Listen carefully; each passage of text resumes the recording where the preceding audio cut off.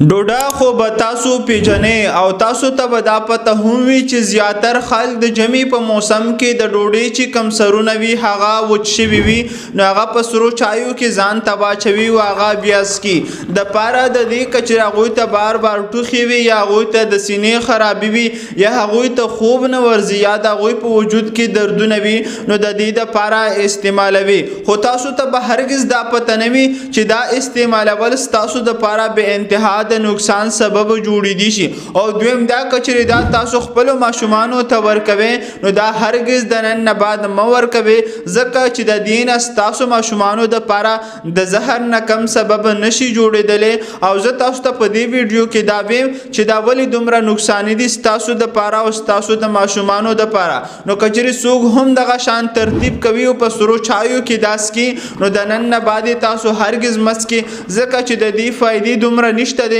او تاسو د پاره د دې نقصانات ډیر دي نو د ټولو نه اول کچری دا تاسو زیات اسکل او تاسو وجود ته دا زیات لاړل نو په دې کې دنه الکالوید ورته ویل شي مورفین ورته ویل شي کوډین ورته ویل شي داوی پکې دنه او کله چې دا د انسان وجود ته زیات لاړ شي نو دا د ټولو نه اول د انسان چې کمی پیپړی دي او دا غو چې کم ترتیب دي هغه بندوي او هغه فیل کوي او کله چې د انسان د پیپړو ترتیب فیل شي او دا چې کماسا اغستل دي او بهر کول دي هغه فیل شنو دا غینه بعد بیا سکیږي هغه تاسو ته هم پته شته چې انسان 2-3 منټه ساوانلی نو هغه سره بیا سکیږي نو د ټولو نه اول نقصان خو یې داده دویم نقصان یې داده کچری دا تاسو لکشان هم زیات کړل نو دا تاسو زړه کچ کولی شي او تاسو ته الټي در وستل شي او تاسو په وجود باندې کم ته چې م په پښتو کې ډچکی وایو او په میډیکل کې ورته سیزر وایي نو دا هم تاسو په وجود باندې راوستل شي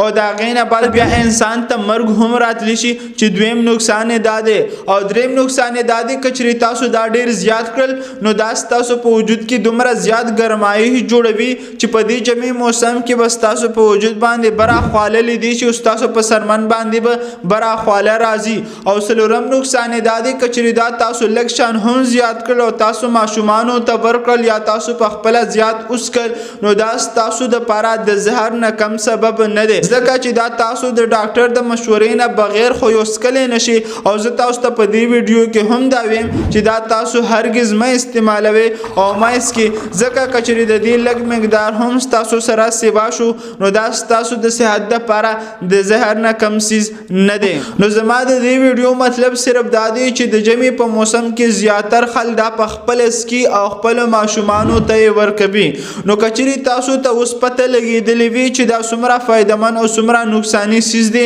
نو دا به تاسو د نن نه بعد هرگز نس کې او نه به ورکوي چې دا تاسو د ماشومانو د لپاره اډو ټیک سیز اسی هم نه دي او تاسو د لپاره هم دا نقصانات لري کچری دا تاسو زیات کړل او دا تاسو زیات سکل